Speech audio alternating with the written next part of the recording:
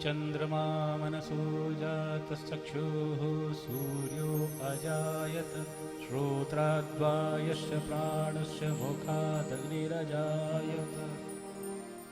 आरती अति पावन पुराण की, आरती अति पावन पुराण की। धर्म भक्ति विज्ञान खान की, धर्म भक्ति विज्ञान खान की। महापुराण भागवत निर्मल, महापुराण भागवत निर्मल। शुक मुख विगलित निगम कल्प फल, शुक मुख विगलित निगम कल्प फल। परमानंद सुधारसमय कल, परमानंद सुधारसमय कल। लीलारती रस रस निधान की, आरती अति पावन पुराण की। कलिमल मथनी त्रिताप निवारिणी, कलिमल मथनी त्रिताप निवारिणी। जन्म मृत्युमय भव भयहारिणी, जन्म मृत्युमय भव भयहारिणी। सेवत सतत सकल सुखकारिणी, सेवत सतत सकल सुखकारिणी। सोमहोषधि हरि चरित गान की, आरती अति पावन पुराण की।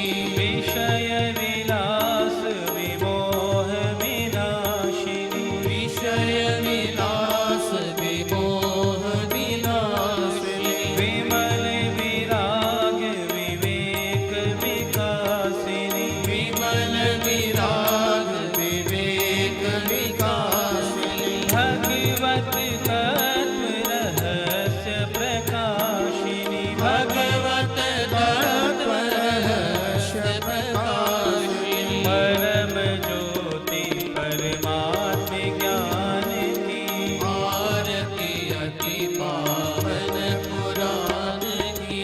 परमहंस मुनि मन उल्लासिनी, परमहंस मुनि मन उल्लासिनी। रसिक हृदय रस रास विलासिनी, रसिक हृदय रस रास विलासिनी। मुक्ति मोक्ति रति प्रेम सुदासिनी, मुक्ति मुक्ति रति प्रेम सुदासिनी। कथा किंचन प्रिय सुजान की, आरती अति पावन पुराण की, आरती अति पावन पुराण की, आरती अति पावन पुराण की।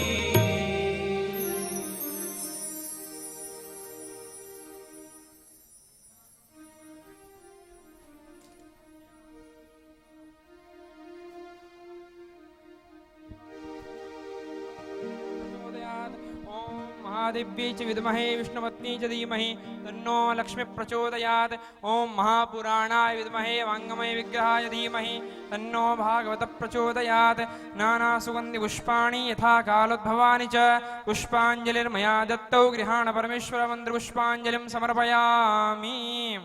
बोले श्रीमद् भागवत महापुराण की जय। श्री विठ्ठल भगवान की जय। परम पूज्य श्री स्वामी जी महाराज की जय।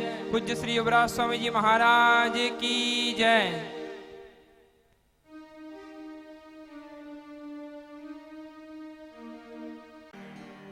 भगवान को वंदन करते हुए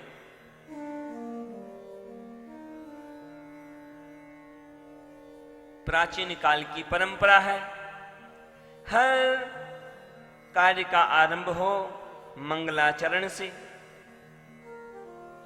परंतु हमारी जो भी प्राचीन परंपराएं हैं वो कोई कर्म कांड नहीं है, वो केवल मान्यता नहीं है, उन सब के पीछे कारण है, कारण रहित नहीं है। क्या है मंगलाचरण? मंगलाचरण दो शब्दों से मिलके बना है, मंगल और आचरण। कौन है मंगलमय? संसार का कोई पदार्थ मंगलमय नहीं है। जो भी चीज, जो भी व्यक्ति, जो भी वस्तु आज मंगल कारक लगे, वो ही समय बदलता है और समस्या कारक बन जाए। मंगलमय कोई है तो केवल परमात्मा है।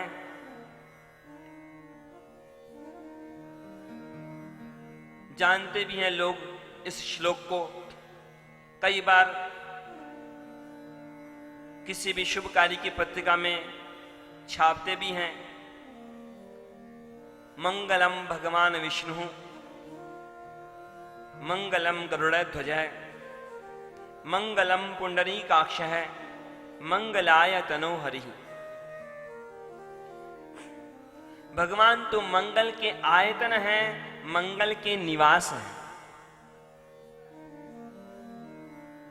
तो जिस किसी भी आचरण के द्वारा, जिस किसी व्यवहार के द्वारा उन मंगलमय भगवान के साथ हमारा संबंध जुड़ जाए, हमारा मन उन भगवान के चरणों में लग जाए, वही आचरण मंगलाचरण है।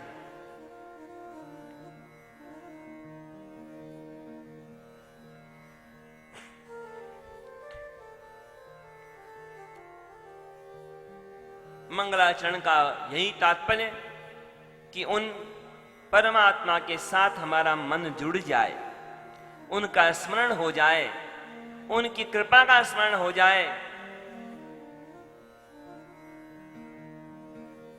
और यहां मंगलाचरण करते हुए भगवान को वंदन किया गया,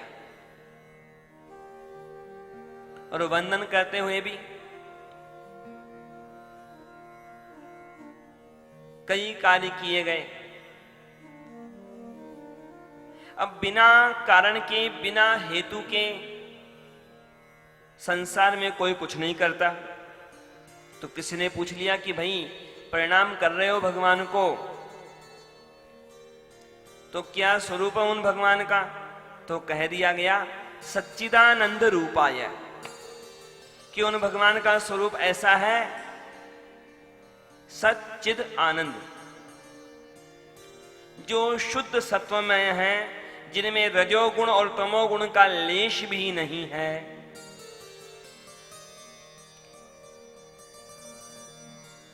जो चैतन्यमय है, संसार के सारे पदार्थ तो जड़ हैं, उनमें प्राण नहीं, लेकिन भगवान चैतन्यमय है। और तीसरी बात कि परमात्मा आनंदमय है, वहां दुख का लेश भी नहीं। ऐसा है स्वरूप भगवान का। फिर पूछने वाले ने मानो पूछ लिया कि ठीक है, स्वरूप तो बताया संक्षेप में, पर वो परमात्मा करते क्या हैं? तो कहा गया विश्वोत्पत्त्यादि हेतवे, कि ये जो सारा संसार जो भी दिखाई देता है, अनुभव होता है, ये सारा संसार, ये सारा जगत, वो भगवान अपने संकल्प के द्वारा इस सारे संसार की उत्पत्ति करते हैं, पालन करते हैं और संहार भी करते हैं। विश्वोत्पत्त्यादि हेतवे, केवल इच्छा से, केवल संकल्प के द्वारा। ये जो इंग्लिश में जो शब्द काम में लेते हैं भगवान के लिए, गॉड, मानो ये शब्द भी इन्हीं तीनों चीजों को स्पष्ट करता है एक एक अक्षर के द्वारा। गॉड शब्द में 3 अक्षर हैं, G-O-D, तीनों अक्षर एक ही चीज को स्पष्ट करते हैं। G for generator, O for operator और डी फॉर डिस्ट्रॉयर। भगवान ही संसार की रचना करते हैं, पालन भी करते हैं और संहार भी करते हैं। सारी बातें आ गई इसमें। तो किसी ने कहा ठीक है, पर क्यों करते हो उन भगवान को प्रणाम? तो कहा गया तापय त्रय विनाशाय। तीन तरह के ताप, तीन तरह की समस्याएं सबके सामने हैं। जो भी समस्या है जिस किसी के सामने, इन तीन प्रकारों में से ही है। क्या तीन प्रकार? कि या तो आदि भौतिक समस्या है, धन की कमी, वस्तु की कमी, या फिर आदि दैविक समस्याएं हैं।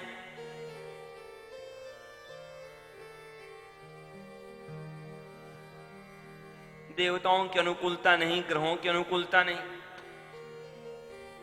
या तीसरी आध्यात्मिक समस्याएं कि ईश्वर से दूर होते जा रहे हैं लोग।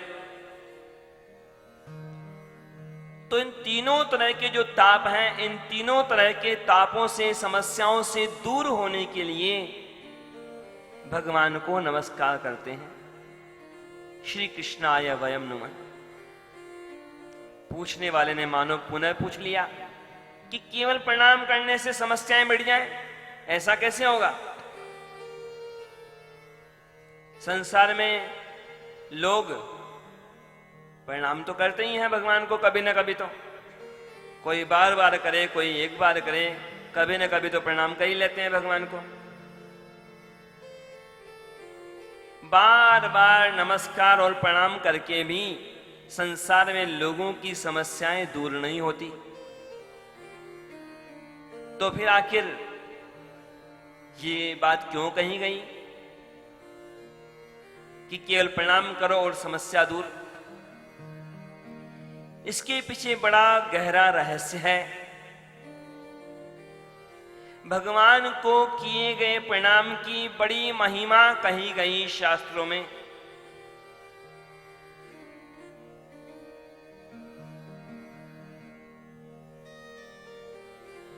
महाभारत में कहा गया भगवान श्री कृष्ण को किए गए प्रणाम के बारे में कि कैसा प्रणाम, कितनी बड़ी महिमा भगवान को किए गए प्रणाम की।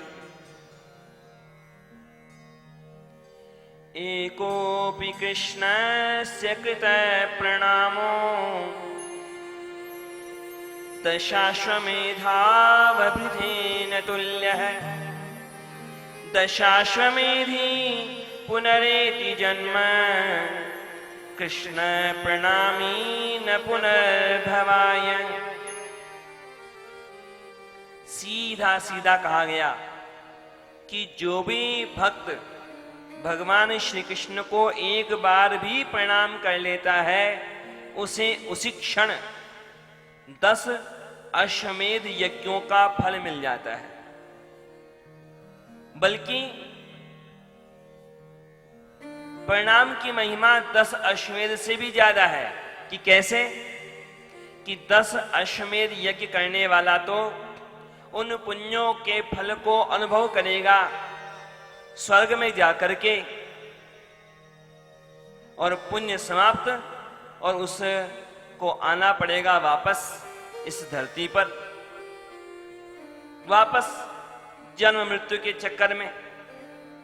लेकिन जो भी भक्त भगवान श्री कृष्ण के चरणों में एक बार भी प्रणाम कर लेता है, उसे 10 अश्वमेध यज्ञों का फल भी मिल जाता है, और वह तो बार बार के जन्म मरण के बंधन से भी छूट जाता है।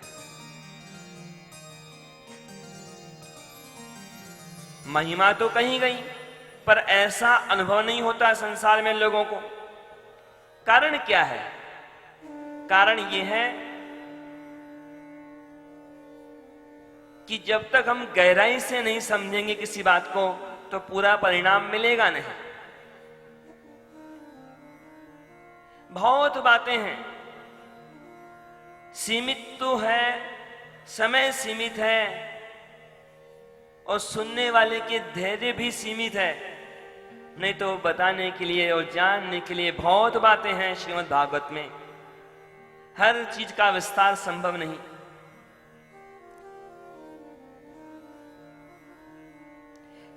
वास्तव में क्या है नमस्कार? लोग सोचते हैं कि बस हाथ जोड़ लिया, ये हो गया नमस्कार। केवल इतना ही नहीं है, ये कोई कर्म कांड नहीं है, ये केवल किसी योगासन की मात्र मुद्रा नहीं है, ये केवल एक शरीर का कोई एक्शन नहीं है, ये कोई केवल फिजियोथेरेपी नहीं है। नमस्कार का मतलब क्या? जिसे हम हाथ जोड़ रहे हैं, ये हाथ उसकी आज्ञा के अनुसार कार्य करेंगे, ये मन का निश्चय हो। क्या है नमस्कार? अपने रामानुज संप्रदाय में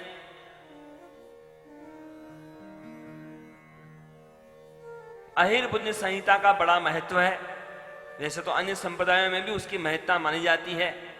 वहां वर्णन किया गया कि क्या है नमस्कार, तो वहां कहा गया न में इति नमः, मेरा कुछ भी नहीं है, सब कुछ परमात्मा का ही है, बस ये भाव है नमस्कार।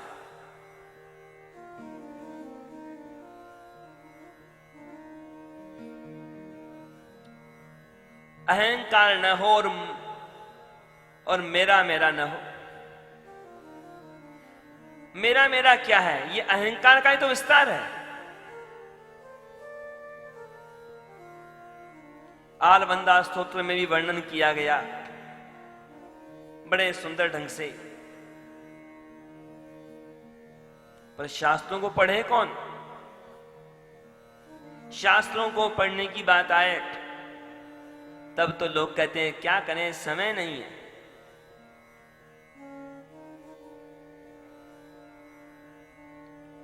और बाकी बातें करो तो फिर घूमने फिरने की, टीवी देखने की, सिनेमा देखने की बात करो तो फिर पूछो ही मत। आलवंदा स्तोत्र में वर्णन किया गया भगवान की स्तुति करते हुए कि भगवान क्या करूं मैं अर्पण आपको, कि भगवान ये मैं अर्पण कर रहा हूं आपको, भगवान मेरा है क्या?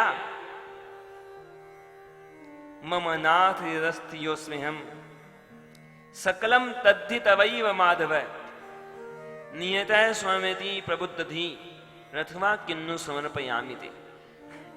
भगवान जब तक मैंने ये सोच के आपको कुछ अर्पण किया कि ये अर्पण कर रहा हूं, ये अर्पण कर रहा हूं, वो भावना तब तक थी मेरे मन में जब तक मैं मोह निद्रा में था। जब मैं जगा मोह निद्रा से तब तो मुझे पता लग गया कि मेरा तो कुछ है ही नहीं, सब कुछ आपका ही है, तो आपकी वस्तु आपको अर्पण कहां से करूं?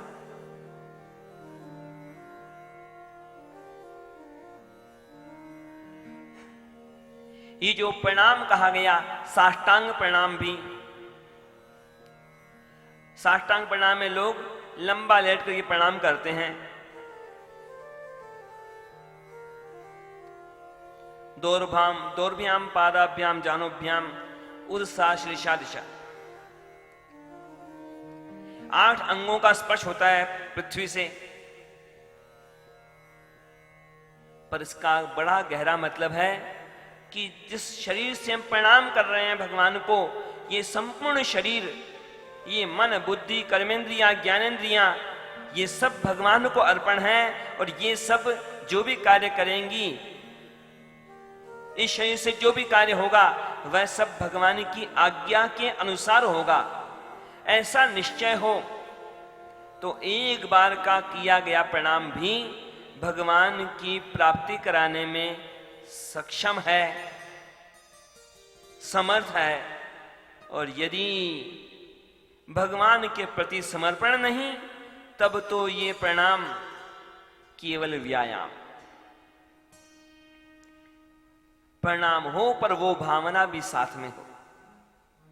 इसलिए यहाँ पर प्रणाम किया गया, भगवान के स्वरूप का, भगवान की लीला का चिंतन करते हुए मंगलाचरण किया गया।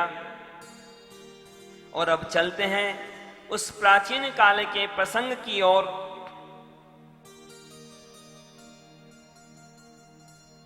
कई बार कहा जाता है कि भारत में इतिहास की परंपरा नहीं, इतिहास लिखने की परंपरा नहीं, लेकिन भारत की बात ये कि यहां इतिहास लिखा तो गया लगातार, लेकिन तारीखों का हिसाब नहीं। वैसे भी कौन सी बात कब हुई उसकी महत्ता नहीं है, उससे हमें क्या सीखना चाहिए इसकी महत्ता है।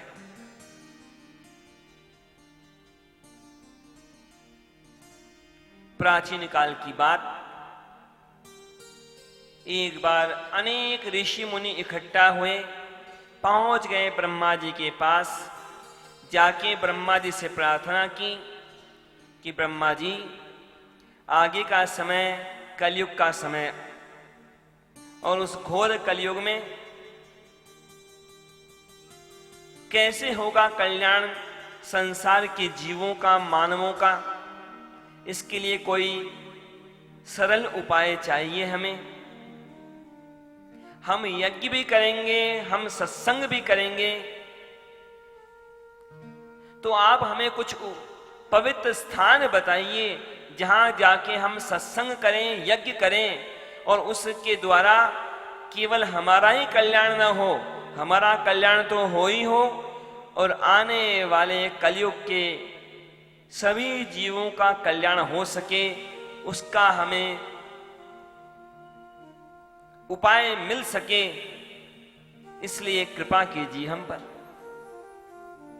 ऋषि महर्षियों का चिंतन कितना ऊंचा।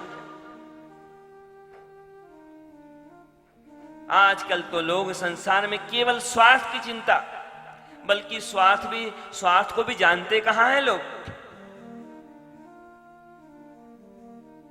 श्रीमद् भागवत में अलग अलग ढंग से बार बार कहा गया कि क्या है जीव का परम स्वार्थ, क्या है सबसे बड़ा परमार्थ। सबका चिंतन तो बात एक ही कही गई बार बार कि बस भगवान की कृपा की प्राप्ति, भगवान का दर्शन, भगवान की प्राप्ति।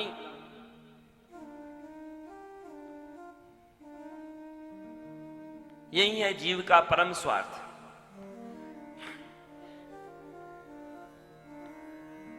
यहां पर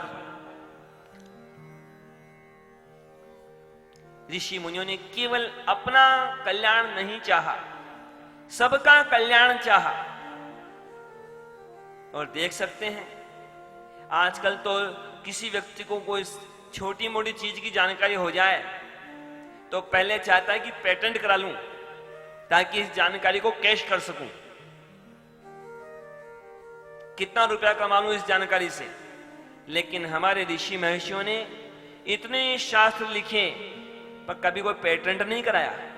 यही चाहा सबका कल्याण हो इसके द्वारा।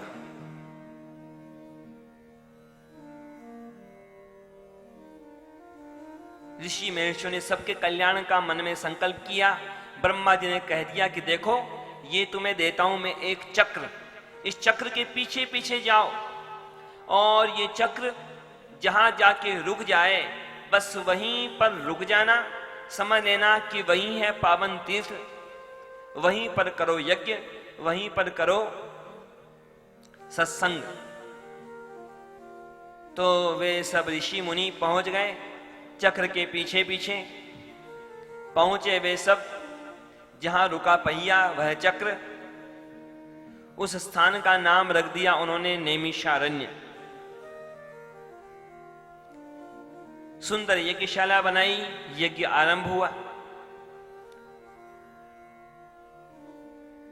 यदि हम सोचें कि उन ऋषि मुनियों ने तो यज्ञ किया था, सत्संग किया था वहां नैमिषारण्य में, तब हुआ सफल,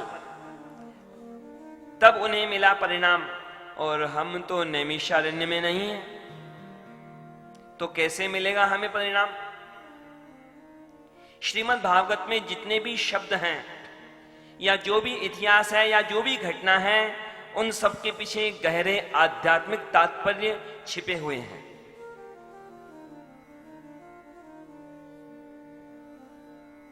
क्या है नैमिषारण्य? क्या है ये चक्र? चक्र रुका जहां पर उसे नैमिषारण्य कहा गया। चक्र की नेमी शीर्ण हुई इसलिए नैमिष कहा गया। क्या है ये चक्र? कई दृष्टियां हैं। एक दृष्टि से देखो तो ये है काल चक्र। काल का चक्र सब जगह चलता है, सब जगह दौड़ता है, सबको नष्ट करता है, लेकिन यही काल का चक्र रुक जाता है कहां? यदि कोई भगवान की शरण में है तो यह काल का पहिया उस पर नहीं चल पाता। दूसरी दृष्टि से देखें तो ये चक्र है मन का प्रतीक। ये मन का पहिया दौड़ता रहता है, यहां वहां कहां कहां, पल में यहां पल में वहां पल में कहां। लेकिन ये मन का पहिया रुक जाए, भगवान के चरणों में लग जाए, फिर तो हम कहीं भी क्यों ना हो, समझ लो हम नैमिषारण्य में हैं। और नहीं तो बड़े से बड़े तीर्थ में पहुंच जाओ, लेकिन वहां जाके भी यदि हमारा मन हमारे नियंत्रण में नहीं, भगवान के चरणों में लगा नहीं, तो फिर उस तीर्थ में जाने की कोई महिमा नहीं, कोई परिणाम नहीं, फिर तो केवल पिकनिक है।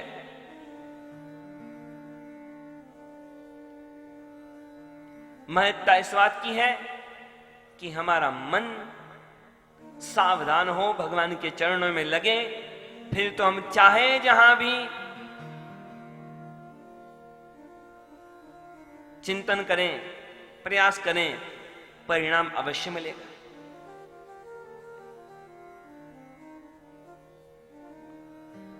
नैमिषे सुतमासीनम अभिवाद्य महामतिम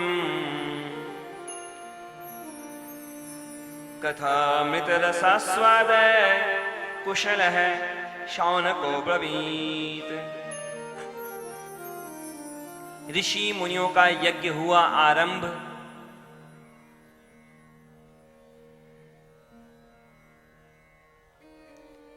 और यज्ञ के साथ साथ सत्संग भी करते हैं ऋषि मुनि यज्ञ के समय के अलावा। और एक सुंदर अवसर प्राप्त हुआ उन शौनकादि ऋषि महर्षियों को। सुखदेव मुनि के कृपा पात्र सूत जी महाराज वहां पहुंचे।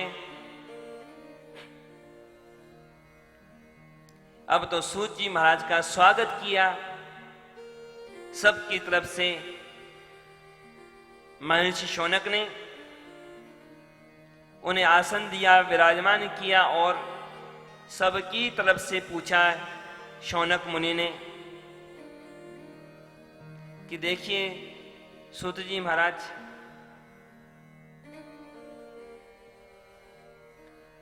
अज्ञान रूपी अंधकार को नष्ट करने में आप तो करोड़ों सूर्यों के समान प्रतिभाशाली हैं, तो आप कृपा कीजिए हम पर, हमें कथाओं का सार सुनाइए। अज्ञान ध्वांत विध्वंस कोटि सूर्य समय प्रभ सूताख्या ही कथा सारम मम कर्ण रसायनम। भक्ति ज्ञान विरागाप्तो विवेको वर्धते महान् माया मोह निरासश्च वैष्णवैः क्रियते कथम। महर्षि शौनक ने कह दिया कि देखिए सूत जी महाराज, हमें आप कथा मत सुनाइए, किस्से मत सुनाइए। बहुत सुन ली हमने कथाएं, कथाओं की बातें सुन ली बहुत हमने, सेठ साहूकारों की बातें, देवी देवताओं की बातें, राजा महाराजाओं की बातें अब हमें कहानी नहीं, किस्से नहीं, चुटकुले नहीं, कथाओं का ऐसा सार सुनाइए जिस सार के द्वारा, कथा सार के द्वारा भक्ति, ज्ञान, वैराग्य की प्राप्ति हो जावे।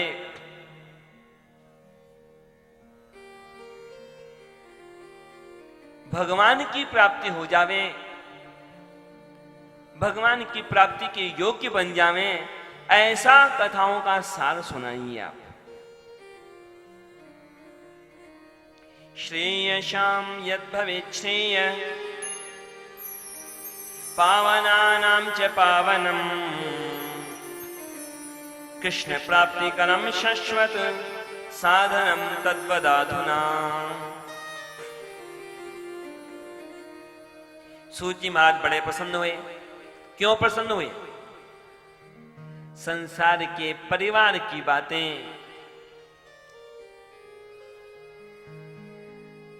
कि परिवार कैसे बढ़े, कि धन कैसे बढ़े, कि दुकानें कैसे बढ़े,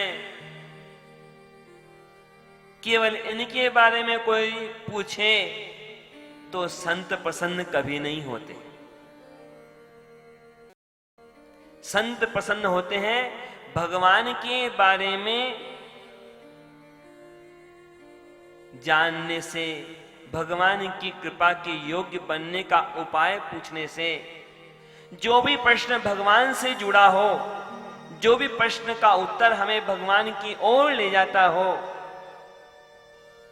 संत लोग प्रसन्न होते हैं उन चर्चाओं से। समझ लो निश्चित बात कि जो भगवान की चर्चा से प्रसन्न नहीं वो संत नहीं, और जो संसार की चर्चा से प्रसन्न हो वह संत नहीं।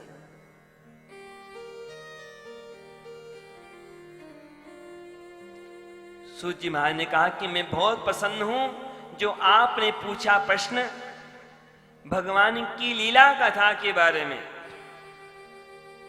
और सुनाऊंगा अवश्य मैं इस बारे में, आपकी पूछी हुई हर बात का उत्तर दूंगा। लेकिन एक शर्त है। शर्त किस बात की?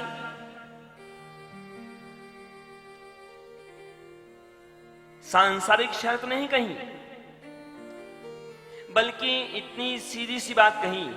न तो उन्होंने ये कहा कि पहले इतना जप करो, न कहा कि इतना तप करो, न कहा कि इतना धन लाओ, कहा केवल इतना कि सुनाता हूं पर सुनो सावधानी से। सावधानतया शृणु। भक्त्योगवर्धनम यच्च कृष्ण संतोष हेतुकम तदहम ते विधास्यामि सावधानतया शृणु। सुनो पर सावधानी से। वे संत तो, वे ऋषि मुनि तो सावधान थे ही, मानो उन्हें सावधान करने के बहाने से हम कलयुगी जीवों को सावधान किया जा रहा है। क्योंकि कलयुग की कैसी विडंबना, बाहरी बाहरी ढंग से देखो तो बहुत होते हैं कार्य। जितनी तीर्थ यात्रा आजकल लोग कर सकते हैं या कई बार कर भी लेते हैं, पहले के लोग उतनी सुगमता से नहीं कर पाते थे, साधन नहीं थे। इसलिए एक हिसाब से देखो तो ज्यादा तीर्थ यात्रा कर सकते हैं आजकल लोग, करते होंगे, पर परिणाम क्यों नहीं?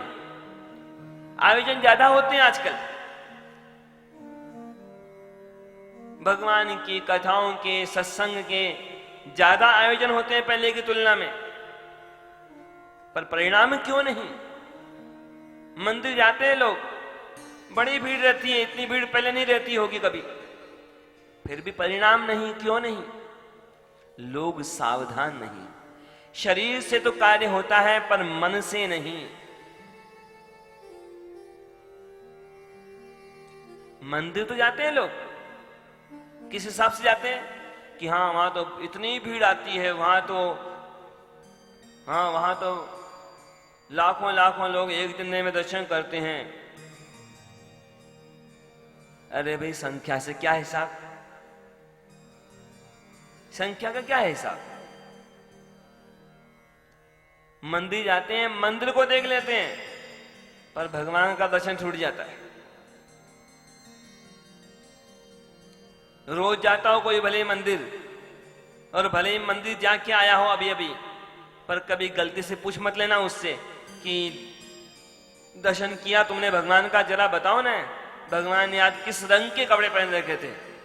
उतना ही पूछ लो बस, औरों से क्यों, अपने से ही पूछ लो। अपने से पूछ लो, आज भगवान का जहां जहां दर्शन किया हो, पूछ लो अपने आप से। ध्यान ही नहीं है, होश ही नहीं है, बस औपचारिकता है, फॉर्मेलिटी है, तन्मयता नहीं है, तत्परता नहीं है, सावधानी नहीं है। बाहर बाहर क्रिया होती है, अंदर शून्य।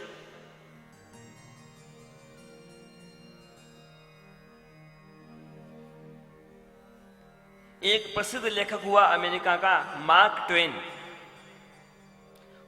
उसकी एक बड़ी विशेषता की बात थी कि वो अपने जीवन की गलतियों का वर्णन करता बार बार। दूसरों की हंसी उड़ाने वाले तो बहुत मिल जाएंगे, पर खुद की हंसी उड़ा सके, ये बात तो कोई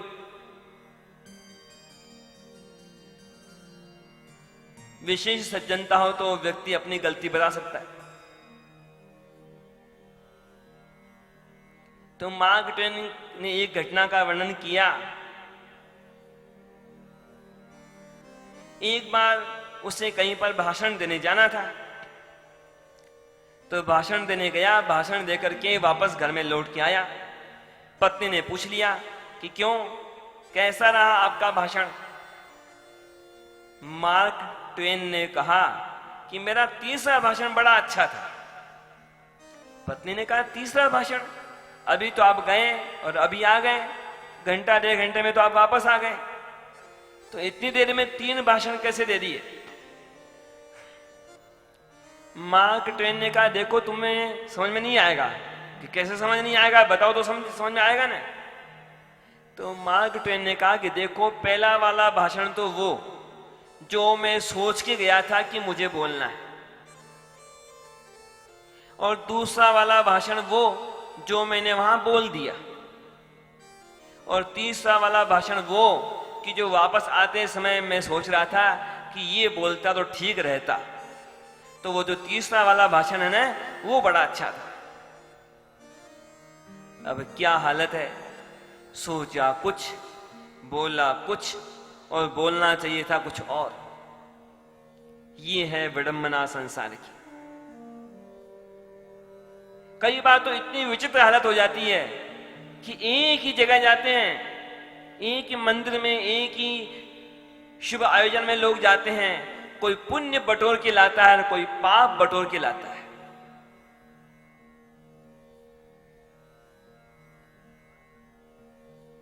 सावधान किया सूत जी महाराज ने शौनकादि ऋषियों को, और बताया कि देखो, कथाओं का सार जो है, कि जो कथा का सार भक्ति ज्ञान वैराग्य की प्राप्ति कराए, भगवान की प्राप्ति कराए, ये है श्रीमद् भागवत की कथा। और ऐसी महिमा श्रीमद् भागवत कथा की कि देवताओं के लिए भी दुर्लभ। जब राजा परीक्षित को लगा था शाप, और भगवान शुकदेव आए थे वहां पर राजा परीक्षित पर कृपा करने के लिए, उस समय इंद्र कई देवताओं को साथ में लेकर के अमृत का कलश हाथ में लेकर के आया, और भगवान शुकदेव से कहा कि देखो, इस राजा परीक्षित को डर है मृत्यु का, तो मृत्यु का डर तो मिटाने का उपाय हम करके लाए हैं। ये अमृत का कलश है, ये लीजिए, राजा को अमृत पिला दीजिए, इसका मृत्यु का भय मिट जाएगा। भगवान सुखदेव ने कहा कि ठीक है, तुम क्या बोलते हो, पर तुम चाहते क्या हो ये बताओ। बिना मतलब तो तुम अमृत देने वाले नहीं, तुम क्या चाहते हो? देवताओं ने कहा कि बस ये जो भगवान का जो कथामृत है, श्रीमद् भागवत कथामृत, ये भगवान की कथा का अमृत, इसका पान आप हमें करवा दीजिए। भगवान सुखदेव ने तो डांट दिया देवताओं को, अरे देवताओं, कहां तुम्हारा यह स्वर्ग का तुच्छ अमृत और कहां ये दिव्य कथा। तुम भक्तिशाली नहीं हो, तुम भक्त नहीं हो, भक्ति नहीं है तुम्हारे मन में, तुम्हारे जीवन में, और जो भक्त नहीं वह इस भगवान की लीला कथा का पात्र नहीं। क्वै सुधा क्वै कथा लोके, क्वै काचः क्वै मणिर्महान्, ब्रह्मरातो विचार्यैवं तदा देवान् जहासः।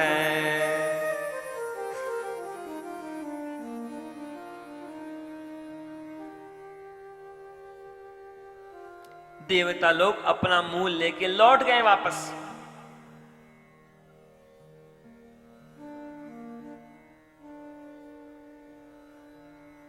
जाके उन देवताओं ने ब्रह्मा जी से कहा कि ब्रह्मा जी ये क्या बात, इस अमृत के बदले में भी हमें श्रीमद् भागवत कथा नहीं मिली,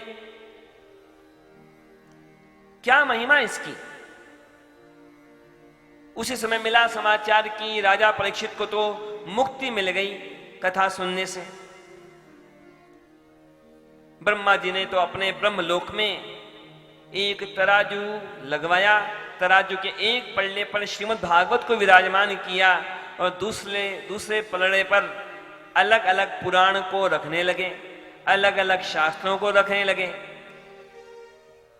पर आकार में दूसरे शास्त्र भले ही बड़े थे, पर विडंबना ये, आश्चर्य ये कि श्रीमद् भागवत का पलड़ा भारी, बाकी कोई भी शास्त्र रख के देख लिए, दूसरा पलड़ा ऊपर। दूसरे पलड़े पर तो कई कई शास्त्र एक साथ रख दिए, फिर भी श्रीमद् भागवत का पलड़ा भारी। अब तो ब्रह्मा जी ने श्रीमद् भागवत को प्रणाम किया और कह दिया देवताओं से, अरे देवताओं, ये श्रीमद् भागवत केवल कोई ग्रंथ नहीं, केवल पुस्तक नहीं, ये तो स्वयं भगवान का रूप है। मेनिरे भगवद रूपम शास्त्रम भागवतम कलौ, पठनात् श्रवणात् सद्यो वैकुंठ फलदायकम।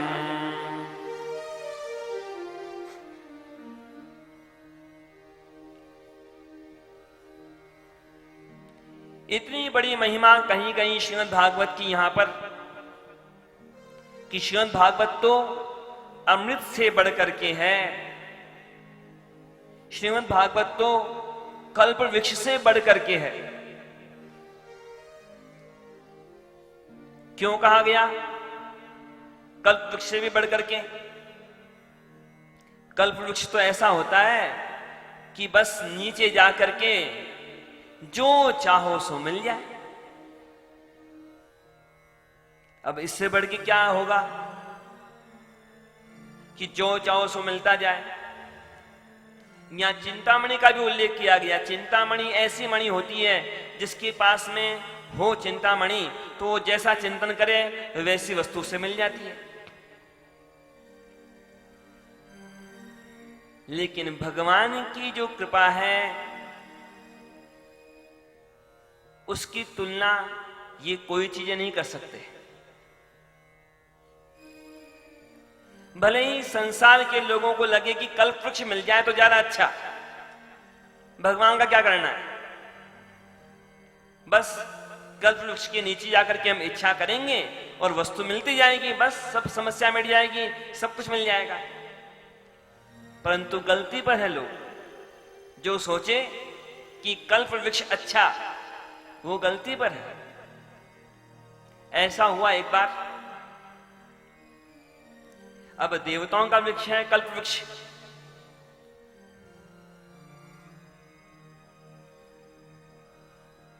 अब पहुंच गया मानो कल्प वृक्ष एक बार घूमता हुआ किसी रेगिस्तान में, और उधर उसी रेगिस्तान में कोई आदमी भटक गया।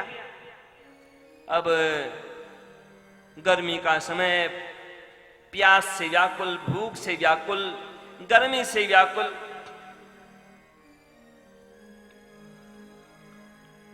उस आदमी ने दूर से देखा कि अरे बड़ा सुंदर वृक्ष दिख रहा है, उसके नीचे पहुंच जाऊं तो धूप मिट जाएगी, ये गर्मी जो लग रही है इतनी।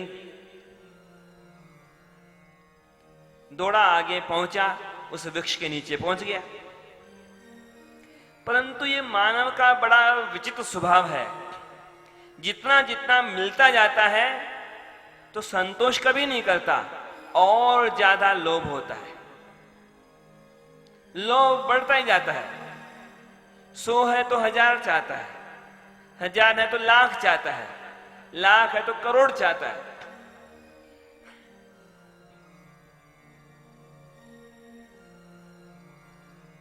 अब छाया मिल गई। अब मन में आया उस आदमी के कि अरे छाया तो मिली, धूप तो मिटी, परंतु कितनी प्यास लग रही है, पानी मिल जाता तो कितना अच्छा होता, और यहां तो पानी कहां मिलेगा, और पानी यदि मिल जाए ठंडा पानी बिल्कुल चांदी के गिलास में तो कितना अच्छा हो। अब वो तो कल्प वृक्ष था। इधर उसके मन में इच्छा हुई, सामने तो बस कई चांदी के गिलास एक ट्रे में रखे हुए ठंडे पानी के।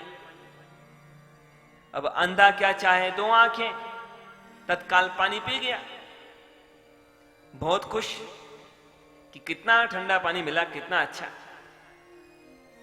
पर और इच्छा हुई मन में, तो पानी तो मिल गया, पर कितनी दूर से भागता हुआ आ रहा हूं मैं, कितनी भूख लग रही है, अरे रूखा सूखा मिल जाए और मिठाई मिल जाए, 56 पकवान मिल जाए तो कहना ही क्या। अब वो तो कल्प वृक्ष, उसे उठना भी नहीं पड़ा, सामने चौकी लगी है, 56 पकवान का थाल रखा है। अब भूख लगी थी, सामने पकवान, किया डट के भोजन। अब डट के कोई भोजन कर ले तो फिर क्या होता है, फिर आती है नींद। अब तो आने लगी नींद। सोचने लगा उस वृक्ष को, उस वृक्ष का सहारा लेकर के, उसकी टेक लगा करके सोचने लगा, अरे पानी मिल गया, भोजन मिल गया, अच्छी बात है, अब सोने को चटाई मिल जाए, पैर तो सीधे कर लूं, यहां कहां रेत में पैर फैलाऊंगा, और बिस्तर मिल जाए, अच्छा तो कहना ही क्या। उसे उठना भी नहीं पड़ा, बड़ा बढ़िया पलंग देखा तो खुद को कि पलंग के ऊपर ही बैठा है। बढ़िया पलंग है, बढ़िया गद्दा है, अच्छे चद्दर हैं, तकिया है, तकिए पर रखा सिर, लेट गया। बस नींद आने वाली थी कि अचानक मन में आया सवाल, अरे ये सब हो क्या रहा है। अब उसे तो पता नहीं था कि ये कल्प वृक्ष है। सोचने लगा मन में, मैं जब यहां आया तो केवल पेड़ था, मैंने किसी को आते नहीं देखा, जाते नहीं देखा, पानी कहां से आया, और पानी शायद पहले से पड़ा हो, मैंने ध्यान न दिया हो, पर भोजन कहां से आया, और भोजन भी आ गया हो मानो, पर इतना बड़ा पलंग, ये सब कहां से आया, मैंने किसी को आते नहीं देखा, जाते नहीं देखा, ये कहां से आया। नहीं नहीं, ऐसा लगता है कि जरूर यहां पर भूत प्रेत है। तो अब जैसे ही भूत प्रेत का सोचा तो भूत प्रेत भी आ गए। अब वो तो कल्प वृक्ष है, वो हिसाब नहीं लगाता कि क्या होना चाहिए क्या नहीं होना चाहिए, वो तो सीधा सा हिसाब है, जो सोचो सो तैयार। तो भूत प्रेत भी आ गए। अब भूत प्रेत को देखा तो घबराया, अरे ये भूत प्रेत कहां से आए, ये कहीं कहीं मुझे मार न दे। तो भूत प्रेतों ने उसे मार भी दिया।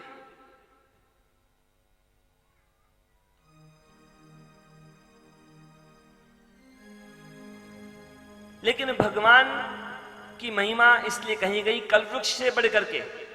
भगवान देते हैं, सब कुछ देते हैं, लेकिन विवेक पूर्वक देते हैं। भगवान की लीला कथा के द्वारा भी जो प्राप्त होता है वो भी हमें विवेक पूर्वक प्राप्त होता है।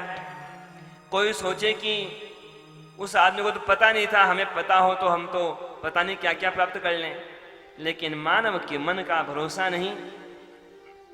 उसने तो बाद में भूत प्रेतों को याद किया, ये मानव तो पता नहीं पहले भूत प्रेतों को बुला लेता है। श्रीमद् भागवत की महिमा बताई कि देवताओं के लिए भी दुर्लभ है ये श्रीमद् भागवत।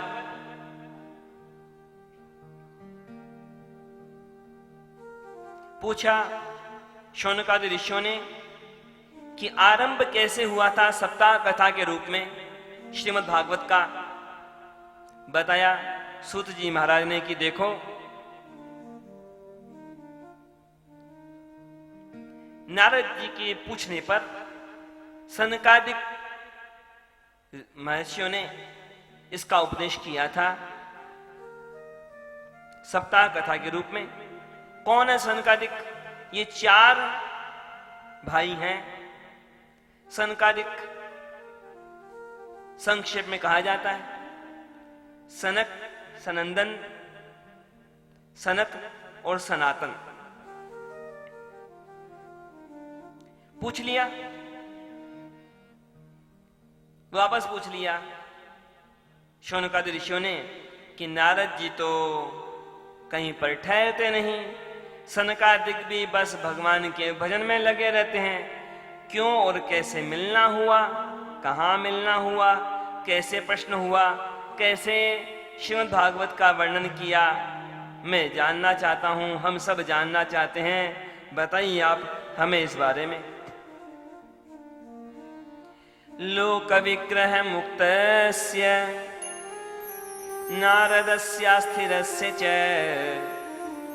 विधि श्रवे कुतः प्रीति संयोग कुत तैसह।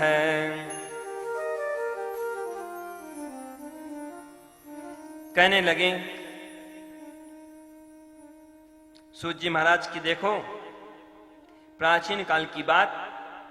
एक बार नारद जी बड़े चिंतामग्न बद्री विशाल क्षेत्र में चले जा रहे थे।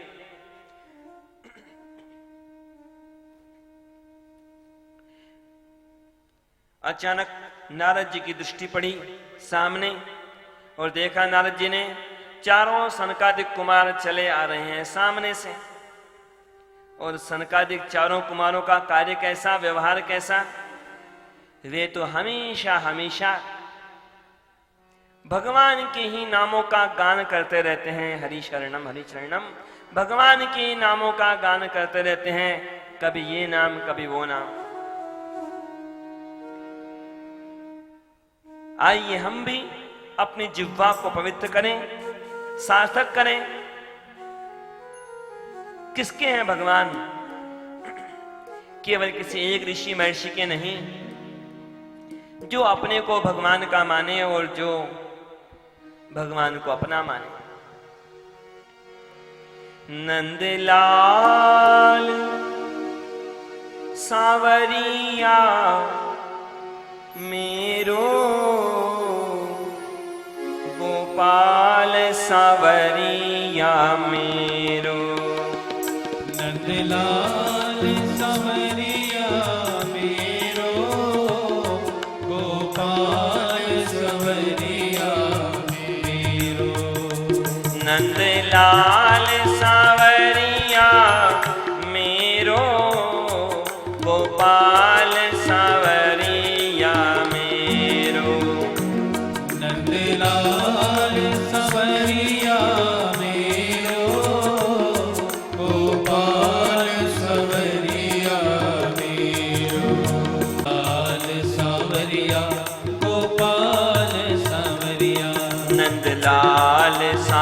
सावरिया गोपाल सावरिया। नंदलाल प्रेम से पुकारे भगवान के पावन नामों को। नंदलाल सावरिया मेरो गोपाल सावरिया मेरो। नंदलाल सावरिया मेरो गोपाल सावरिया मेरो। नंदलाल सावरिया मेरो गोपाल सावरिया मेरो। नंदलाल सावरिया मेरो गोपाल सावरिया मेरो। नंदलाल सावरिया गोपाल सावरिया। नंदलाल सावरिया गोपाल सावरिया। नंदलाल सावरिया गोपाल सावरिया। नंदलाल सावरिया गोपाल सावरिया। नंदलाल सावरिया गोपाल सावरिया। नंदलाल सावरिया गोपाल सावरिया। नंदलाल सावरिया गोपाल सावरिया। नंदलाल सावरिया गोपाल सावरिया। नंदलाल सावरिया गोपाल सावरिया। नंदलाल सावरिया गोपाल सावरिया। नंदलाल सावरिया मेरो गोपाल सावरिया मेरो। नंदलाल सावरिया मेरो गोपाल सावरिया मेरो।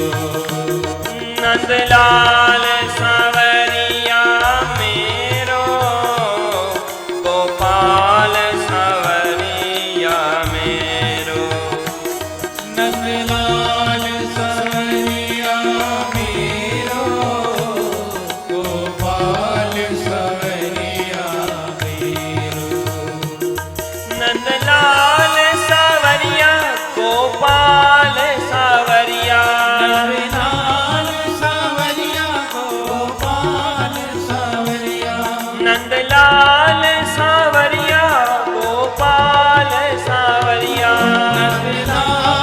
सावरिया गोपाल सावरिया। नंदलाल सावरिया गोपाल सावरिया। नंदलाल सावरिया गोपाल सावरिया। नंदलाल सावरिया गोपाल सावरिया। नंदलाल सावरिया गोपाल सावरिया। नंदलाल सावरिया गोपाल सावरिया। नंदलाल सावरिया गोपाल सावरिया। नंदलाल सावरिया गोपाल सावरिया। नंदलाल सावरिया मेरो गोपाल सावरिया मेरो। नंदलाल सावरिया मेरो गोपाल सावरिया मेरो। नंदलाल सावरिया गोपाल सावरिया। नंदलाल सावरिया गोपाल सावरिया। नंदलाल सावरिया गोपाल सावरिया। नंदलाल सावरिया गोपाल सावरिया। नंदलाल सावरिया गोपाल सावरिया। नंदलाल सावरिया गोपाल सावरिया। नंदलाल सावरिया गोपाल सावरिया। नंदलाल सावरिया गोपाल सावरिया। नंदलाल सावरिया गोपाल सावरिया। नंदलाल सावरिया गोपाल सावरिया। नंदलाल सावरिया गोपाल सावरिया। नंदलाल सावरिया गोपाल सावरिया। नंदलाल सावरिया गोपाल सावरिया। नंदलाल सावरिया गोपाल सावरिया।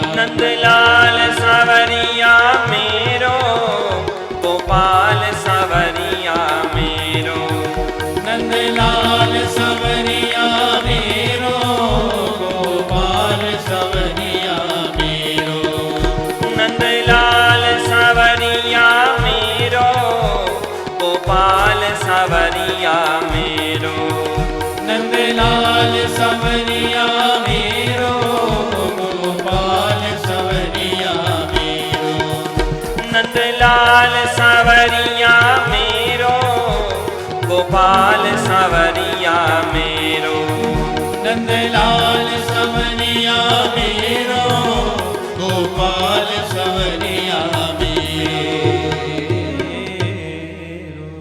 श्रीमन नारायण भगवान की जय। इधर सनकादिक कुमार, उधर नारद जी। नारद जी ने सनकादिक को देखा, सनकादिक ने नारद जी को देखा, परस्पर अभिवादन किया। सनकादिक ने पूछ लिया नारद जी से, नारद जी आप तो भगवान के परम भक्त हैं,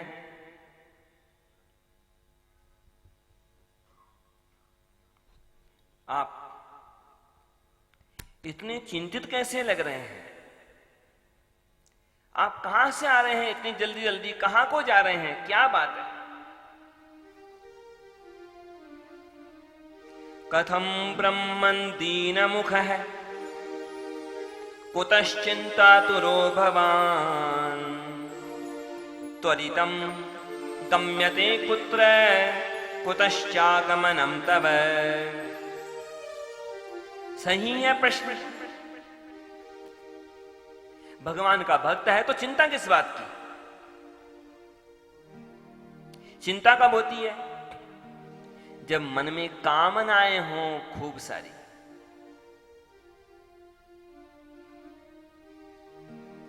चाह गई, चिंता मिटी, मनवा बेपरवाह, जिसको कुछ नहीं चाहिए वो ही शाहंशाह।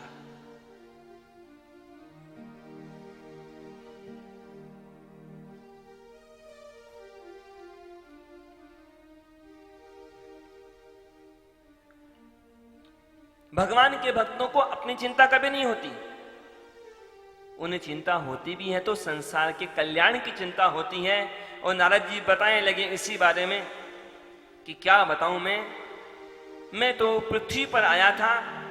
किस पृथ्वी पर भगवान के अवतार हुए हैं अनेक अनेक, लेकिन क्या कहूं, पृथ्वी पर जहां जहां भी मैं गया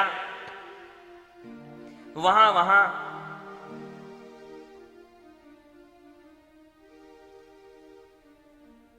बस कलयुग का प्रभाव देखा मैंने तो सर्वत्र। कौन से तीर्थ में नहीं गया मैं, तीर्थों में भी बस पाप ही पाप, पाखंड ही पाखंड, ऐसी कलयुग की अवस्था।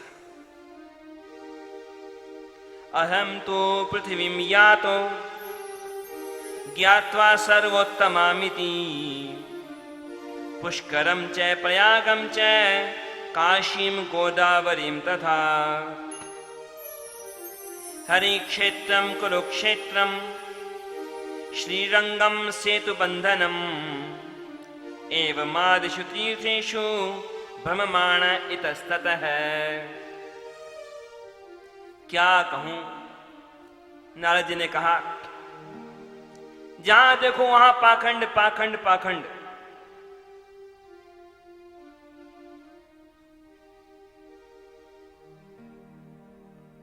अनेक उपाय बनाए गए थे ऋषि महर्षियों के द्वारा अलग अलग काल में भगवान की प्राप्ति के लिए, लेकिन सारे साधन इस कलयुग ने नष्ट कर दिए।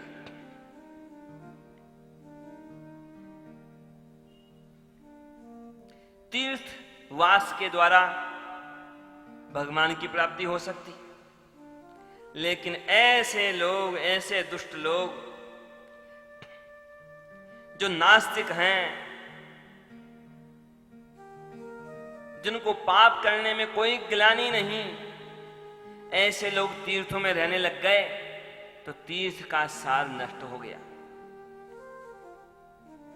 तपस्या के द्वारा भगवान की प्राप्ति होती थी, लेकिन जिन्होंने अपने मन को ही नहीं जीता, अपने मन के दोषों को, लोभ को, दंभ को नहीं छोड़ा, ऐसे लोग भी जब तपस्या में लगे तो तपस्या का सार चला गया। मन के दोषों को दूर किए बिना योग का नाटक, ध्यान का नाटक, तो ध्यान का फल भी चला गया। कैसी वर्णमना आजकल संसार की। योग के 8 अंग हैं, समाधि 8वां अंग है, 8वां अंतिम। बल्कि समाधि के भी 2 प्रकार हैं, सविकल्पक समाधि, निर्विकल्पक समाधि। लोगों के जीवन में बाकी अंग तो होते ही नहीं, यम, नियम, आसन, प्राणायाम, प्रत्याहार, बाकी कोई अंग नहीं, सीधे समाधि की बातें होती है। लोग भी उनको वैसा ही धोखा देते हैं कि बस एक दिन में समाधि लगा दें, एक दिन में ध्यान लगवा दें। जैसे इंस्टेंट कॉफी होती है, लोगों को इंस्टेंट समाधि चाहिए। कोई आपको कहे कि अभी लाओ, लाख रुपया लाओ, अभी दुगना करके देते हैं, तो सब जानते हैं कि हां वो दुगना नहीं होने वाला। फिर भी लोग रोज ही ठगे जाते हैं, यहां वहां कहां कहां।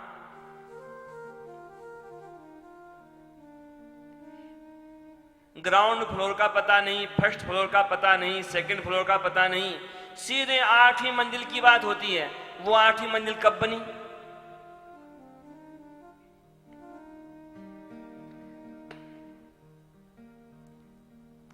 कलयुग की विडंबनाओं का वर्णन किया कि लोगों के जीवन में कोई मर्यादा नहीं, इसलिए मेरा मन दुखी हुआ। नारद जी ने कहा कि मैं चला वृंदावन। सोचा कि वृंदावन में भगवान ने लीलाएं की थी कृष्णावतार में, तो वहां जाके मेरा मन प्रसन्न होगा। लेकिन क्या कहूं, वृंदावन में प्रवेश करते करते ही मैंने देखा आश्चर्य। क्या आश्चर्य?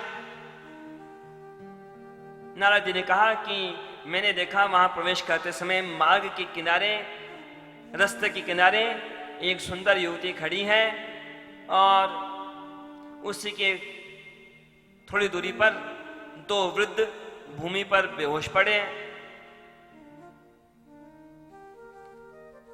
उस युवती ने मुझे पुकारा कि हे साधु, मेरे कष्ट को दूर कीजिए। नारद जी ने पूछ लिया कि कौन हो तुम, कौन है ये दोनों वृद्ध, क्या है तुम्हारा कष्ट? उस युवती ने कहा कि नारद जी, आपने मुझे पहचाना नहीं, मैं हूं भक्ति,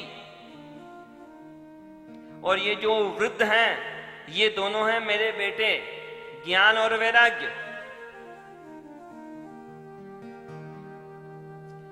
उत्पन्ना द्रविड़ेशाहम वृद्धिम कर्णाटके गता, क्वचित क्वचिन महाराष्ट्रे गुर्जरे जीर्णतां गता।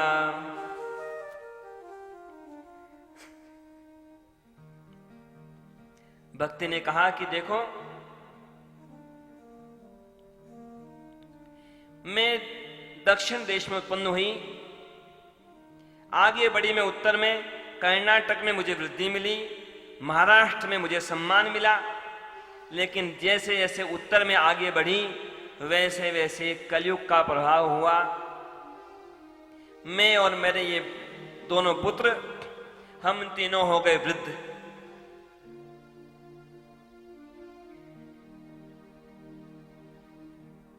यहां वृंदावन में आने पर मैं तो पुनः वृद्धा से युवती बन गई।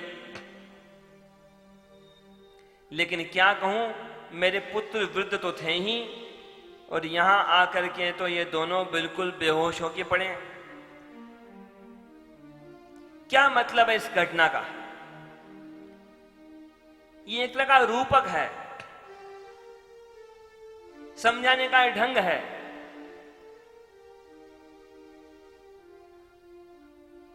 भक्ति दक्षिण में उत्पन्न हुई, मतलब क्या? जितने भी भक्ति के आचार्य हुए सब ने दक्षिण में ही जन्म लिया, चाहे आदि शंकराचार्य हो, चाहे अपने रामानुज स्वामी हो, चाहे मध्वाचार्य हो, चाहे जितने भी आचार्य हुए सब दक्षिण में हुए। ये तात्पर्य है भक्ति का कि वो दक्षिण में उत्पन्न हुई। और जो यहां वर्णन है कि वृंदावन में आने पर वो तो युवती बन गई और उसके पुत्र तो वृद्ध तो थे ही और बेहोश हो गए। मतलब ये है कि वृंदावन वासियों ने अपने जीवन में भक्ति को स्थान दिया, सम्मान किया, तो भक्ति पुनः युवा हो गई, युवती बन गई।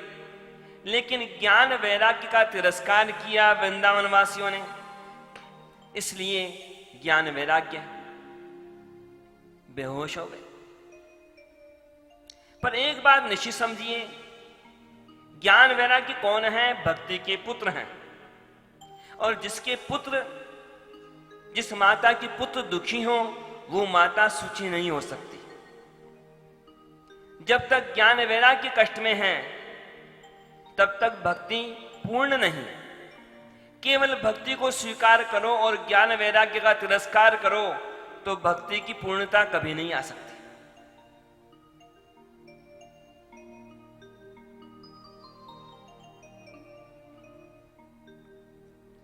भक्ति ने कहा कि देखो,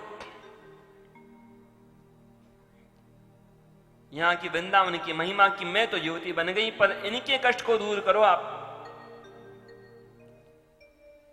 नारद जी ने प्रतिज्ञा कर ली कि ठीक है, ज्ञान वैराग्य के कष्ट को दूर करूंगा।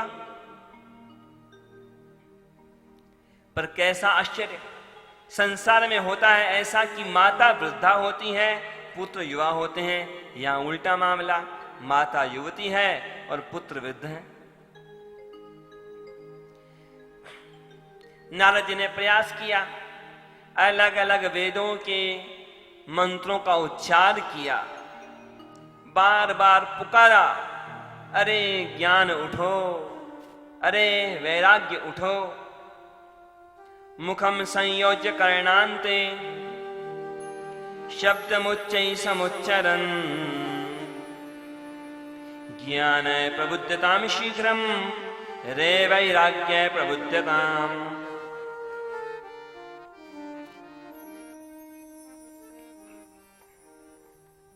सारे वेद, सारे शास्त्र, सबका प्रयोग कर लिया नारद जी ने। अधिक से अधिक परिणाम हुआ तो ये हुआ कि उबासी लेते लेते उठ के बैठ जाते ज्ञान वैराग्य और वापस हो जाते। घबराए नारद जी, सारे उपाय कर लिए मैंने, अब क्या करूं? हुई आकाशवाणी उसी समय, नारद जी आप सत्कर्म करो, सत्कर्म करो आप।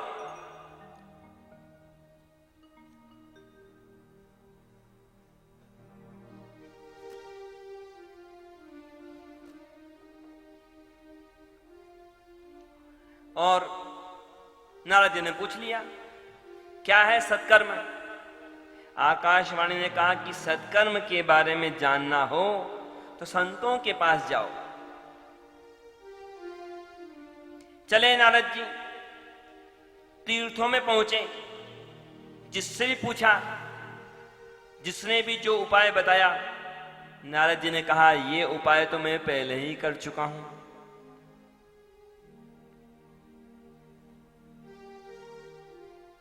थक गए नारद जी, ढूंढते ढूंढते, पूछते पूछते, घूमते घूमते, उपाय मिला नहीं।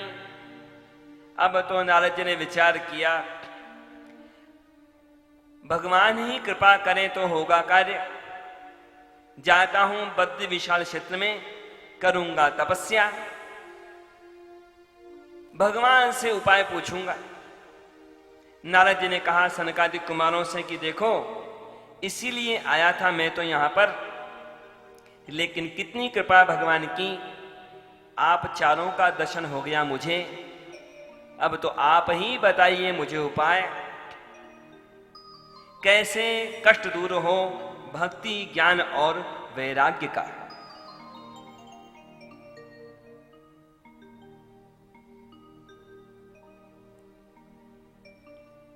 सनकादिक कुमारों ने कहा कि देखो नारद जी, यहां उपाय ढूंढना भी नहीं है, बनाना भी नहीं है, यहां तो उपाय बना बनाया तैयार है।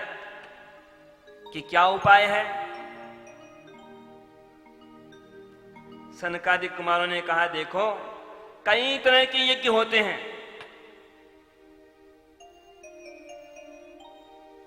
उनमें श्रेष्ठ है ज्ञान यज्ञ। यज्ञों में सबसे श्रेष्ठ है ज्ञान यज्ञ। और वो ज्ञान यज्ञ क्या है? श्रीमद् भागवत का सप्ताह कथा के रूप में आयोजन हो, यही है वो ज्ञान यज्ञ, यही है वह सत्कर्म। सत्कर्म सूचको नूनम ज्ञान यज्ञ स्मृतो बुधई। श्रीमद्भागवतालाप है सैतु गीत है शुकादिभिः।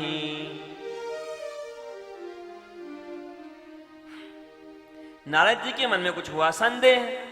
नारद जी ने कहा अरे ये क्या बता रहे हैं आप, श्रीमद् भागवत? अब मुझे ये पता है, नारद जी ने कहा कि श्रीमद् भागवत वेद वेदांत का सार है और सारे वेद वेदांत उपनिषद मैंने सुना दिए। जब वेद और उपनिषद सुनाने से परिणाम नहीं हुआ तो श्रीमद् भागवत उन्हीं का सार ही तो है, इससे परिणाम कैसे मिलेगा ज्ञान वैराग्य और भक्ति को? सनकादिक कुमारों ने कहा नारद जी, आपकी आधी बात सही है, आधी बात गलत है। आपने कहा कि श्रीमद् भागवत वेद वेदांत का सार है, ठीक बात है। वेदोपनिषदाम सारात् जाता भागवती कथा अत्युत्तमा ततो भाति पृथक भूता फलाकृति।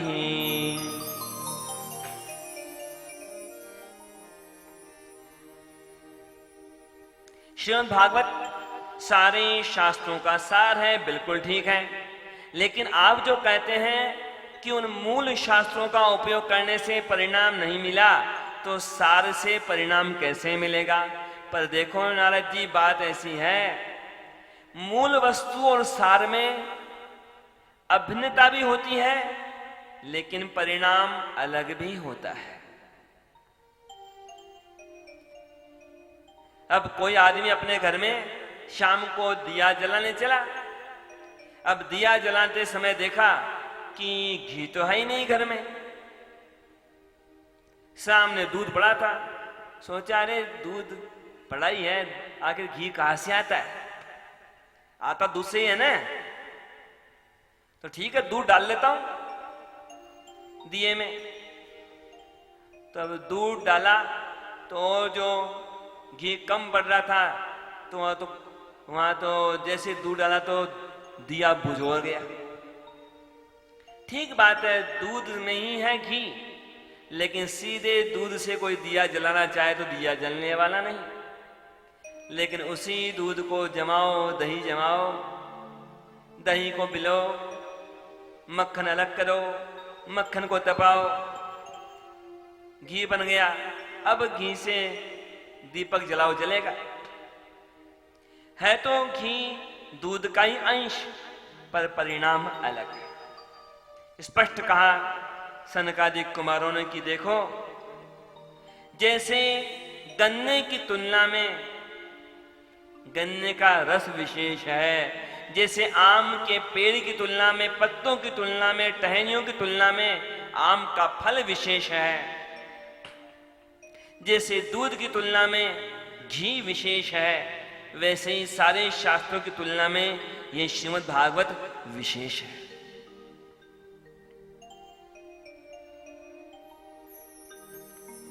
नारद जी ने पुनः प्रार्थना की सनकादिक कुमारों से, आपने केवल उपाय का उल्लेख किया, अब तो उपाय आप ही करें। आप जैसे योग्य कथा के ज्ञाता को छोड़ के और किससे कथा सुने। सनकादिक कुमारों ने हां भर दी। अब तो कथा मंडप बनने लगा। कहां पर? गंगा जी के किनारे कनखल क्षेत्र में आनंद नामक तट पर।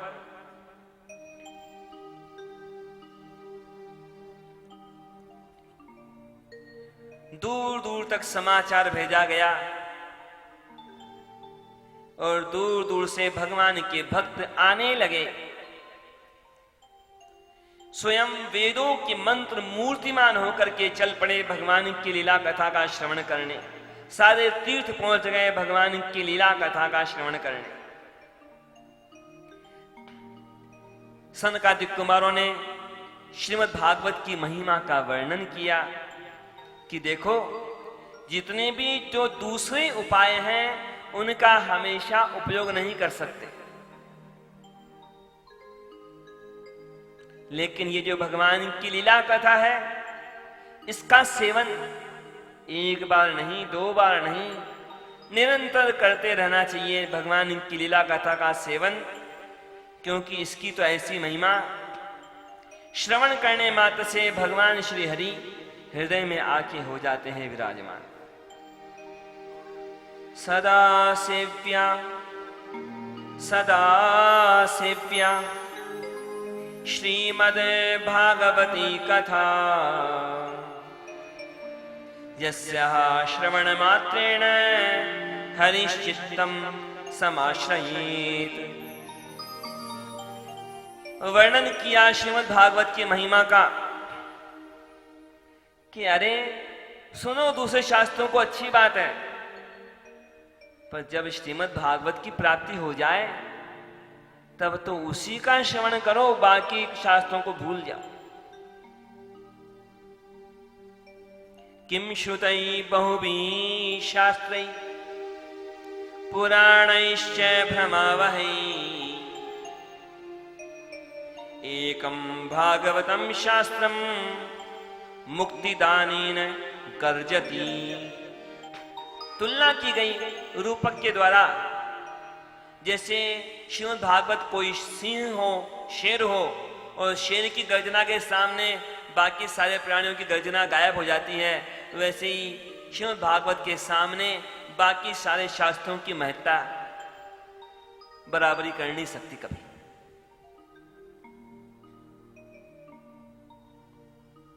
पूछ लिया इधर शौनकादि ऋषियों ने इसी बारे में सूत जी महाराज से कि ये क्या कारण, श्रीमद् भागवत की इतनी महिमा क्यों? बताया इस बारे में सूत जी महाराज ने।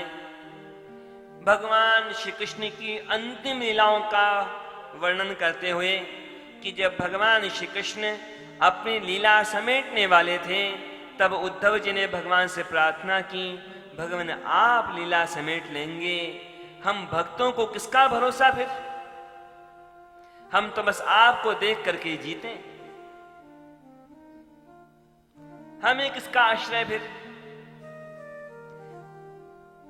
उद्धव जी के आग्रह को देख करके भगवान ने फिर वचन दिया कि देखो, हमेशा तो मैं अपनी लीला समेटता हूं, अपने लोक में चला जाता हूं, पर तुम्हारे आग्रह को देख करके इस बार मैं अपना तरीका बदलता हूं और देखो, लीला तो समेटूंगा मैं, लेकिन अपने लोक में नहीं जाऊंगा, श्रीमद् भागवत में समा जाऊंगा।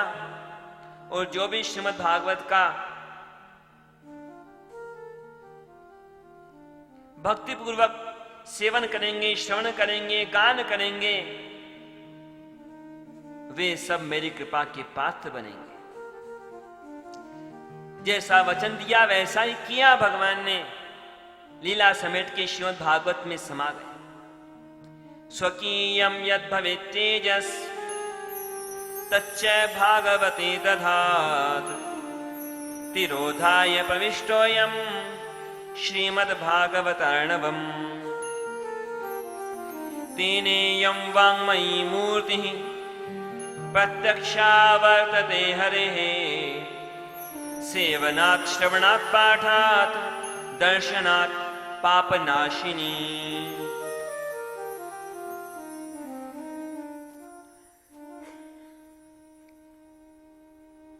ये श्रीमद् भागवत सामान्य ग्रंथ नहीं, सामान्य पुस्तक नहीं, भगवान का वांग्मय स्वरूप है। जैसे अलग अलग मंदिरों में देखो तो भगवान के कई तरह के श्री विग्रह होते हैं। कहीं पर भगवान का रूप होता है कि यहां पत्थर से बनाए हुए हैं, पत्थर के भी अलग अलग प्रकार। कहीं पर धातु से भगवान का श्री विग्रह बनाया हुआ है, धातु के भी कई कई प्रकार। कहीं पर लकड़ी से बनाया हुआ है भगवान का रूप। वैसे ये जो स्वरूप है श्रीमद् भागवत, ये भगवान का अक्षरमय स्वरूप है और भगवान का स्वरूप है ये, इसलिए इसकी महिमा अतुलनीय है। इन्हीं महिमाओं का वर्णन कर रहे थे यहां पर सनकादिक कुमार नारद जी के लिए, श्रोताओं के लिए। और अभी तो मूल श्रीमद् भागवत का आरंभ हुआ ही नहीं था, उसके पहले ही ऐसा हो गया आश्चर्य। कथा का गान हो रहा है यहां गंगा जी के किनारे, और भक्ति ज्ञान वैराग्य थे वहां यमुना किनारे वृंदावन में। पर वे तीनों की तीनों सारे कष्टों से दूर होकर के भक्ति ज्ञान वैराग्य तो तीनों के तीनों युवा स्वस्थ होकर के यहां प्रकट हो गए। कथा मंडप के मध्य में नारद जी के सामने, सनकादिक के सामने गान करने लगे भगवान के नामों का नित्य करते हुए बारंबार। आइए हम भी गान करें भगवान के पावन नामों का। श्री कृष्ण गोविंद हरे मुरारे, हे नाथ नारायण वासुदेव। श्री कृष्ण गोविंद हरे मुरारे, हे नाथ नारायण वासुदेव। श्री कृष्ण गोविंद हरे मुरारे, हे नाथ नारायण वासुदेव। श्री कृष्ण गोविंद हरे, हे नाथ नारायण वासुदेव। हे नाथ नारायण वासुदेव, हे नाथ नारायण वासुदेव। हे नाथ नारायण वासुदेव, हे नाथ नारायण वासुदेव। हे नाथ नारायण वासुदेव, हे नाथ नारायण वासुदेव। श्री कृष्ण गोविंद हरे मुरारे, हे नाथ नारायण वासुदेव। श्री कृष्ण गोविंद हरे मुरारे,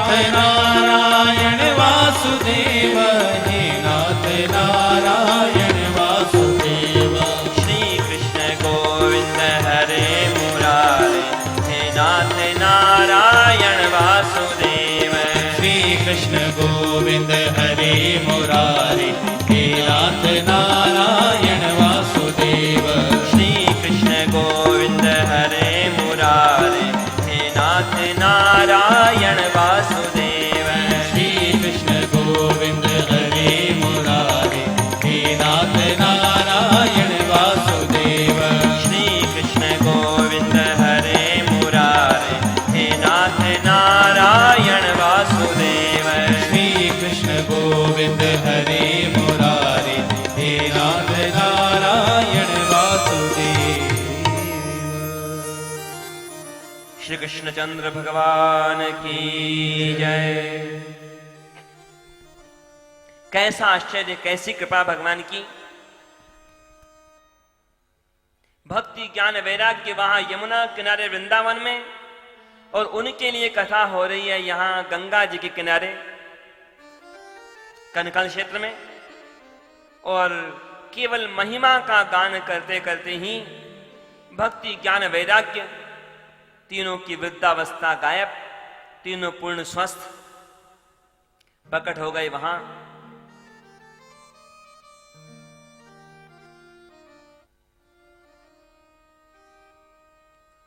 भक्ति ने नारद जी से और सनकादिक कुमारों से पूछा, कहां करूं मैं निवास ताकि कलयुग का प्रभाव मुझ पर न हो। कह दिया सनकादिक कुमारों ने और नारद जी ने कि देखो, भक्तों के हृदय में करो निवास, क्योंकि वहां पर कलयुग प्रवेश नहीं कर सकता। भक्ति ने ज्ञान वैराग्य के सहित वहां उपस्थित श्रोताओं के मन को अपना निवास बनाया, और भक्ति ज्ञान वैराग्य मन में आ गए तो सबको ऐसा लगा मानो भगवान भी उनके मन में आ गए।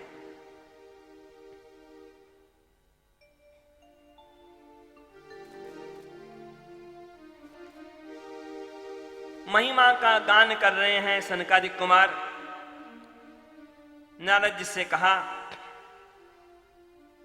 श्रोताओं से कहा कि देखो, कोई भी पाप हो जाए, लेकिन यदि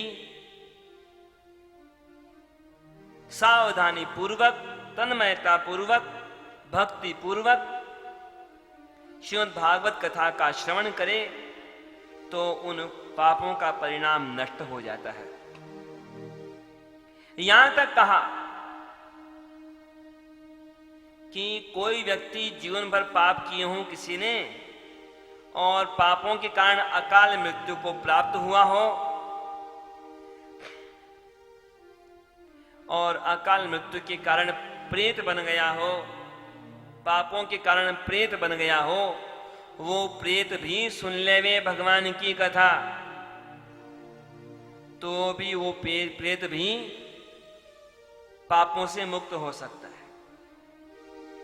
कायेन वाचा मनसा पिपातकम नित्यं प्रकुर्वन्ति शठाहठेन ये पनस्य पुष्टा मलिना दुराशया सप्ताह यज्ञेन कलौ पुनन्ति ते। नारद जी ने पूछा, ये बात तो विचित्र है आपकी।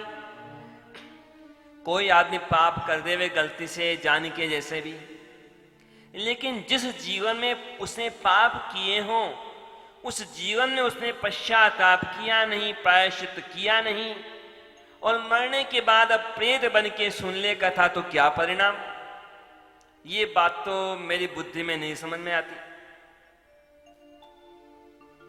सनकादिक कुमार बताने लगे कि देखो नारद जी, प्राचीन काल का इतिहास बताता हूं, उसको सुन करके समझ करके आप भी जान जाएंगे श्रीमद् भागवत की महिमा के बारे में। नारद जी, प्राचीन काल की बात, दक्षिण देश में तुंगभद्रा नदी के किनारे पर एक नगर था जिसका नाम था उत्तम नगर। उसमें कई लोग रहते थे नगर में। एक ब्राह्मण भी रहते थे जिनका नाम था आत्मदेव। अत्र ते कीर्तयिष्याम इतिहासं पुरातनम् यस्य श्रवणमात्रेण पापहानिः प्रजायते। तुंगभद्रा तटे पूर्वम् अभूत्पत्तनमुत्तमम् यत्र वर्णाः स्वधर्मेण सत्यसत्कर्म तत्परा।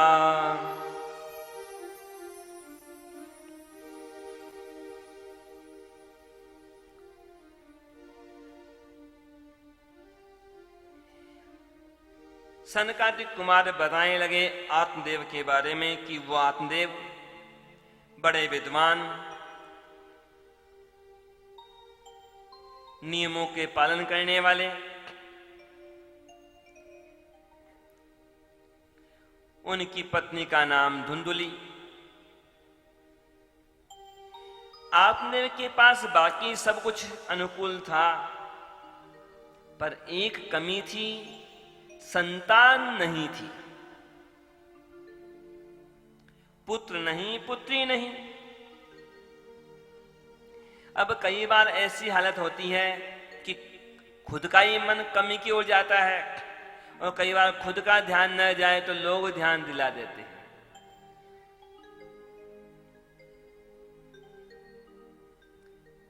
बार बार पड़ोसी कहते, संबंधी कहते कि अरे तुम्हारे तो संतान ही नहीं है, तुम्हारे तो लड़का ही नहीं है, तुम्हारे तो पुत्र ही नहीं है। अब आत्मदेव बार बार वही चिंतन करने लगे, मेरे पुत्र नहीं, मेरा वंश कैसे चलेगा, मेरे पुत्र नहीं, आगे मेरी मृत्यु के बाद मेरे पूर्वजों को, पितरों को कौन जल देगा।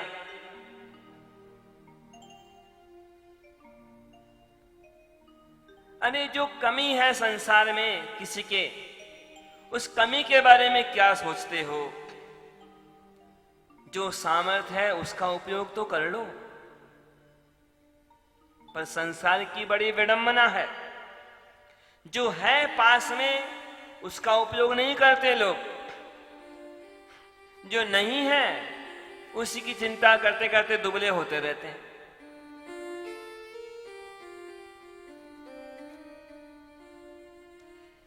संसार में किसी के पास कम है, किसी के पास ज्यादा है, किसी के पास बहुत कम है, किसी के पास बहुत ज्यादा है, पर सब कुछ न तो किसी के पास था और न कभी हो सकता है।